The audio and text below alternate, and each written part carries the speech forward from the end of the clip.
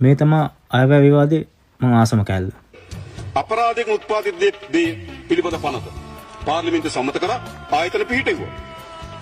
ඒතර කට්ටිය කරා මොකද දන්නවද? හිට්ලර් ඇවිල්ලා. රුසියාවයි ඇමරිකාවයි එකතු වෙන්න ඕන හිට්ලර් පරද්දන්න. දැක්කද? ඔගොල්ලෝ රුසියාවද? ඔගොල්ලෝ ඇමරිකාව. මොකද මේ රුසියාව ඇමරිකාව හිට්ලර් පරාදයට පත් කිරීම සඳහා එකතු වුණ ඓතිහාසික කතාවක්. ඒක දේශපාලන ඉතාමත් සංකීර්ණ අවධියක්. ඒක ලෝක දේශපාලන ඉතාමත් විශාල හැරවුමක්. මේ මාධ්‍ය සාකච්ඡාවක් කියලා දිනන රුසියාවයි ඇමරිකාව එකතු වෙනවා හිට්ලර් පරද්දන්න. පහු හරිද?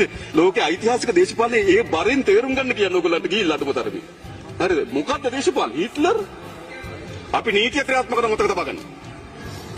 ඒකට මොන අර්ථකථන දුන්නත් මොන තනතුරේ මොන වගකීමේ කවදා ඉසුරුවක් මේ රටේ මහජනට අපරාධයක් කරලා තිබෙනවා නම් වංචාවේ දූෂණයේ යෙදලා තිබෙනවා නම් සහතික වශයෙන් දඬුවම් දෙනවා.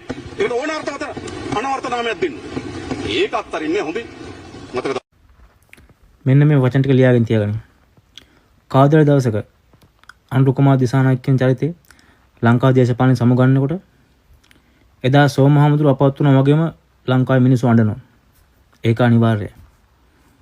මේ නායකයාව උඹලගේ උපරිමයෙන් පරිස්සම් කරගන්න. ජය වේවා.